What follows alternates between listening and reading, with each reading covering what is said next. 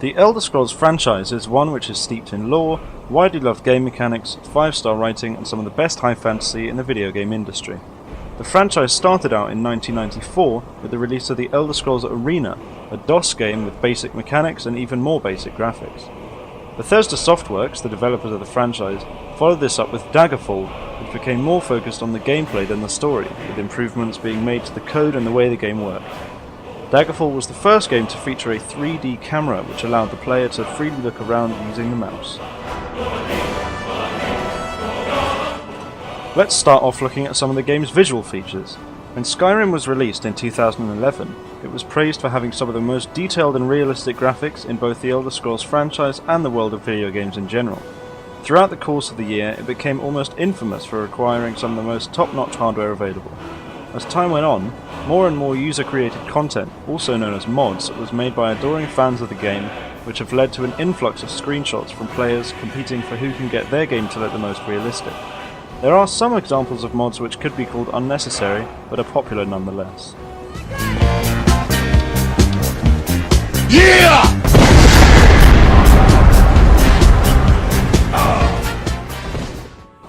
A large part of Skyrim's gameplay is based on the player interacting with the various characters in the game.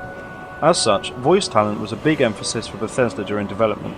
The previous title, Oblivion, although featuring more A-list voices than Skyrim, with talents such as Patrick Stewart, Sean Bean and Terence Stamp, only had a total of 14 voice actors spread across potentially hundreds of NPCs dotted around the world.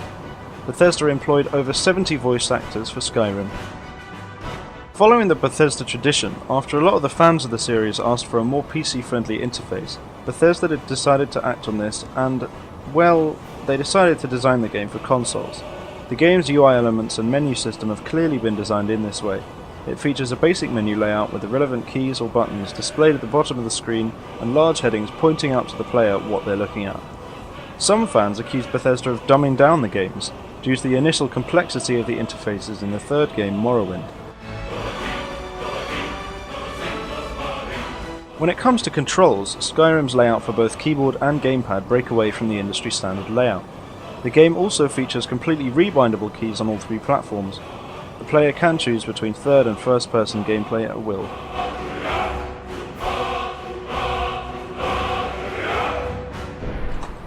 Another big focus for Bethesda during development of both Skyrim and the previous Elder Scrolls titles was immersion. As a result of this, there are no cutscenes in the game. There are occasional moments when the game takes control of the player character's movement, allowing certain scripted events to take place.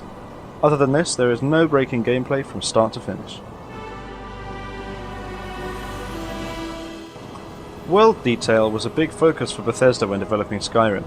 Todd Howard, the game's director, was quoted as saying he wanted to make a game where you could look at a fork sitting on a table in close detail, then leave the house, look at a mountain and be able to climb to the summit. From set-up scenes that the player can discover around the world to things like buckets set into holes as makeshift toilets, Bethesda managed to achieve both ends of this game world scale very effectively. Overall, Bethesda managed an unprecedented level of detail and immersion within Skyrim, which is why I would give the visual aspects of the game a mark of 80 out of 100. Now let's talk about the gameplay. The game is entirely single player with no online features whatsoever, which didn't come as a surprise considering this has been the case for every title in the series.